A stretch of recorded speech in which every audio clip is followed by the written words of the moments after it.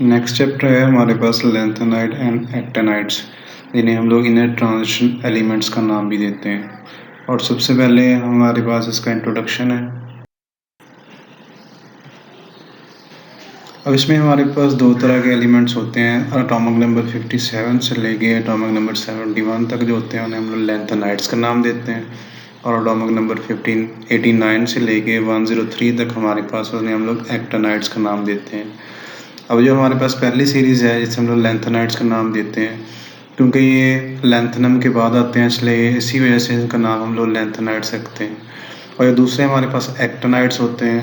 Atomic number 89 पे हमारे पास element होता है एक्टेनियम, और इसी नेम की वजह से हम लोग जो बाकी आने वाले एलिमेंट्स होते हैं उनका नाम रख रहे होते हैं हम लोग एक्टेनाइड्स। और जो लैंथेनाइड्स होते हैं इन तमाम की प्रॉपर्टीज़ एक दूसरे के साथ सिमिलर होती हैं, जिसकी वजह से इनकी सेपरेशन हमारे लिए बहुत ज़्यादा इजी होती है। हम लोग उसको उनके साथ इनकी सेपरेशन कर सकते हैं। लेकिन जो हमारे पास एक्टेनाइड्स होते हैं वो मोस्टली हमारे पास रेडियो एक्टिव एलिमेंट्स होते हैं। इस वजह से इनकी सेपरेशन हमारे पास वहाँ पे बहुत ज़्यादा मुश्किल होती है, वहाँ पे हमें बहुत ज़्यादा प्रॉब्लम्स आ रही होती हैं। और इन्हें हम लोग एफ ब्लॉक एलिमेंट्स का नाम भी देते हैं, क्योंकि इनके जो एंटरिंग इलेक्ट्रॉन्स होंगे वो एफ ऑर्बिटल्स में होंगे।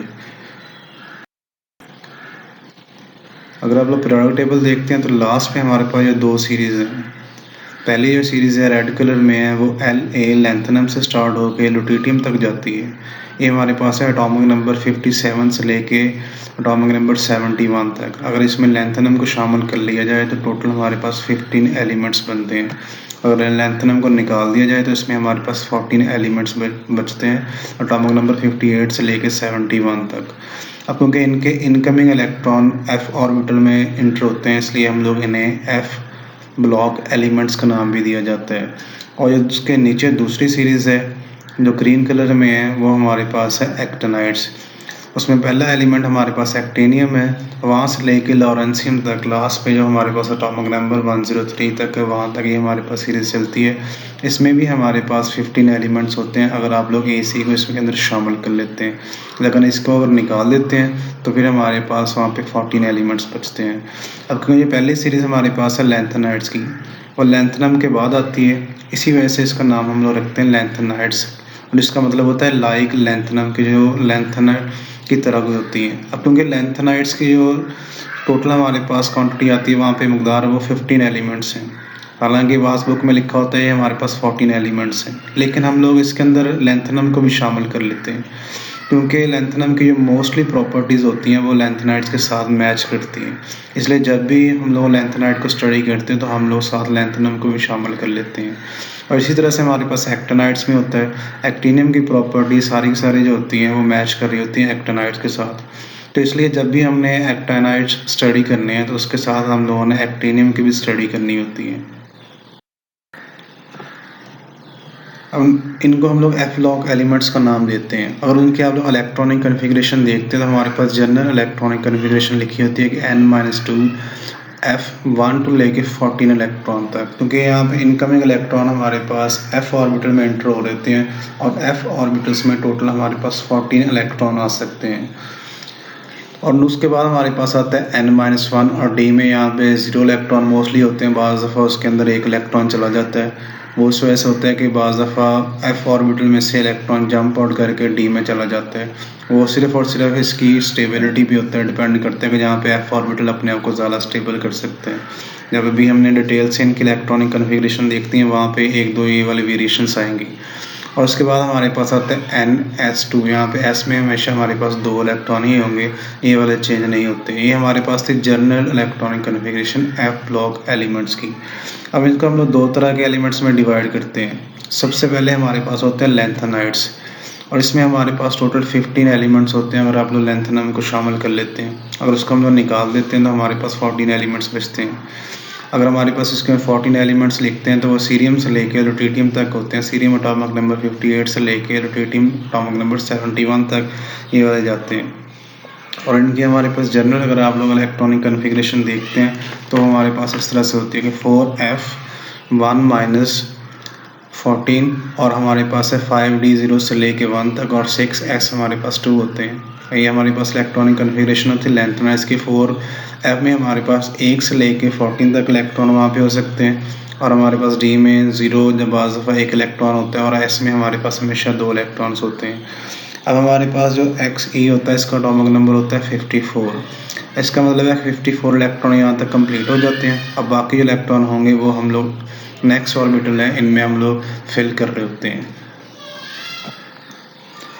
अगर इनकी हम लोग ऑक्सीडेशन स्टेट देखें तो इनकी एक स्टेबल ऑक्सीडेशन स्टेट होती है +3, और मैक्सिमम इनकी जो ऑक्सीडेशन स्टेट होती है वो +4 तक जाती है। लेकिन अगर इसके बरक्स हम लोग एक्टिनाइड से देखेंगे तो उनकी वेरिएबल ऑक्सीडेशन स्टेट्स होती हैं +7 तक जाती है, +2 से लेके वो +7 तक जाती हैं। इनके अंदर जो एडिशनल इलेक्ट्रॉन्स होते हैं वो 4f के अंदर इंटर हो रहे होते हैं, इसी वजह से हम लोग इन्हें नाम दे रहे होते हैं f ब्लॉक एलिमेंट्स का। और ये मोस्टली हमारे पास नॉन रेडियो एक्टिव होते हैं। सिर्फ एक एलिमेंट होता है प्रोमीथियम, वो रेडियो एक्टिव एलिमेंट होता है। बाकी तमाम के तमाम जो होते हैं इसमें वो हमारे पास नॉन रेडियो एक्टिव एलिमेंट्स होते हैं। अगर इसके अगेंस्ट हम लोग देखते हैं एक्टिनाइड्स को, एक्टिनाइड्स में हमारे पास 15 एलिमेंट्स होते हैं। अगर उसमें आप लोग Ac को एक्टिनियम को शामिल कर लेते हैं, अगर उसको आप लोग निकाल लेते हैं तो हमारे पास सोडियम से लेके लॉरेंसियम तक 103 एटॉमिक नंबर तक हमारे पास ये वाले एलिमेंट्स होते हैं। इसके अगर आप इलेक्ट्रॉनिक कन्फिग्रेशन देखते हैं तो हमारे पास F में 1 से लेके 14 इलेक्ट्रॉन तक इंटर हो सकते हैं, और 6D में हमारे पास 0 जहाँ पे बाज़ दफ़ा वहाँ पे 1 इलेक्ट्रॉन होगा, और 7 में हमारे पास वहाँ पे 2 इलेक्ट्रॉन्स होंगे। और इनके यहाँ पे लिखा हुआ है कि have not one stable oxidation state. +2 से लेके +7 तक वेरिएबल ऑक्सीडेशन स्टेट इनकी होती है। और इनके जो इनकमिंग इलेक्ट्रॉन होते हैं वो 5f में इंटर होते हैं, इसलिए इस बाज़ दफ़ा इन्हें हम लोग 5f सीरीज़ और लेंथनाइड को 4f सीरीज़ का नाम भी देते होते हैं। और ये हमारे पास ज़्यादातर सारे तकरीबन रेडियो एक्टिव एलिमेंट्स होते हैं।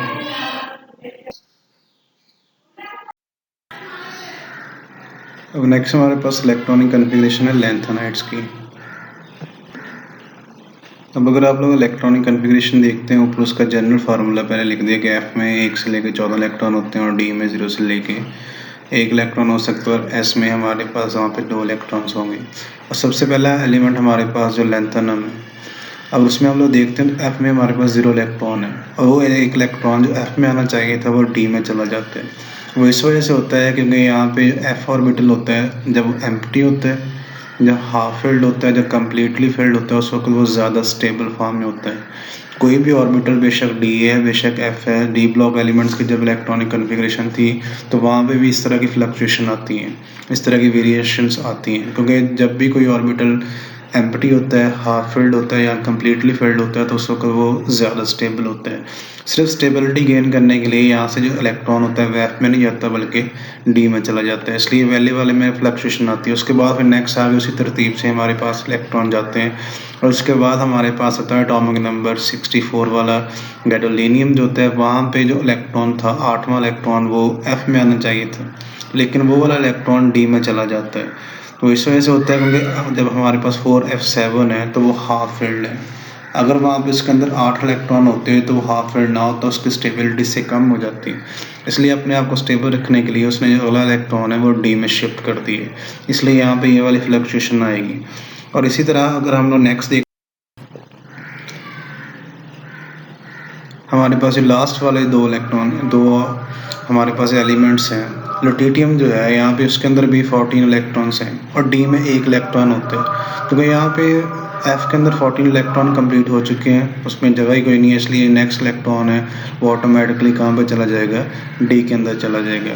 अब ये हमारे पास है इलेक्ट्रॉनिक कन्फिग्रेशन लेंथनाइड्स की।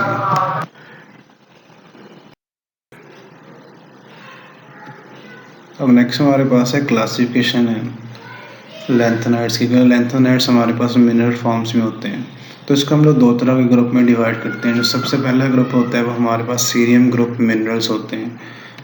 उसमें हमारे पास पहले नंबर पे एग्जांपल आती है मोनाजाइट की, साथ का फार्मूला लिखा हुआ है। मोस्टली ये हमारे पास उसके जो फॉस्फेट्स होते हैं वो वाले वहाँ पे होते हैं, और इसमें हमारे पास 50 से लेके 70% तक सीरियम अर्ट्स होती हैं। सीरियम अर्ट्स में हमारे पास एटॉमिक नंबर 57 से लेके 62 तक एलिमेंट जो होते हैं वो सारे के सारे शामिल होते हैं, और उनका हम लोग जनरल सीरियम अर्ट्स का नाम दे देते हैं। उसमें हमारे पास 1 to लेके 4% तक वाई अर्ट्स मेटल्स हैं। वाई हमारे पास यहाँ पे एट्रियम एटॉमिक नंबर 39 एलिमेंट होता है, उस वजह से इन्हें हम लोग नाम देते होते हैं। 5 टू लेकर 10% तक वहाँ पे थोड़ी ऑक्साइड्स होते हैं। 1 टू लेकर 2% तक सिलिकॉन ऑक्साइड्स हैं। इसी तरह हमारे पास 22 से लेकर 30% तक वहाँ पे फास्फोरस के जो ऑक्साइड्स होते हैं वो वहाँ पे पाए जाते हैं। अब दूसरे नंबर पे इसका जो वहाँ पे मिनरल होता है वो हमारे पास इसके मोस्टली जो कार्बोनेट्स होते हैं, फ्लोरोकार्बोनेट्स होते हैं, उन पे मुश्तमिल होता है। उसमें हमारे पास 65 से लेकर 70% तक सीरियम अर्ट्स होती हैं और 1% वहाँ पे वाई अर्ट्स मेटल्स हमारे पास ये वाली पाई जाती हैं।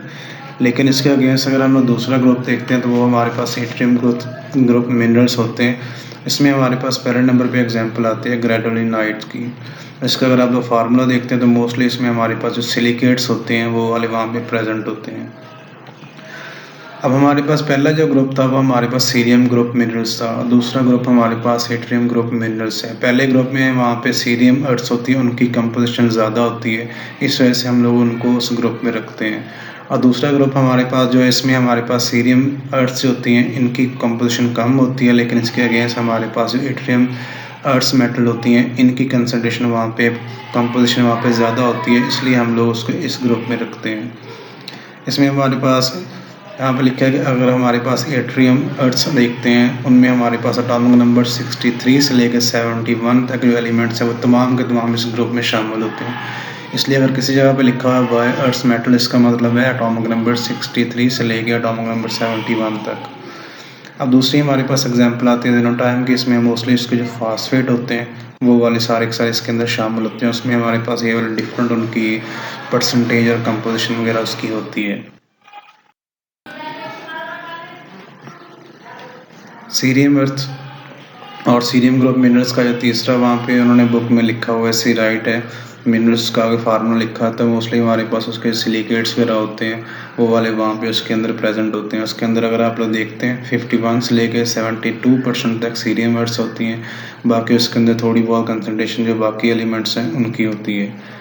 और तीसरा ग्रुप अगर आप लोग देखते हैं, तीसरा मिनरल देखते हैं एट्रियम ग्रुप मिनरल्स का, उसमें हमारे पास टाइटेनियम के जो ऑक्साइड्स में प्रेजेंट होते हैं वो वाला हमारे पास वहाँ पे मिनरल है। 13 से लेके 35% तक वहाँ पे वाई अर्ट्स मेटल्स होती हैं, वहाँ पे 2 से लेके 8% तक सीरियम अर्ट्स होती हैं। इस तरह हमारे पास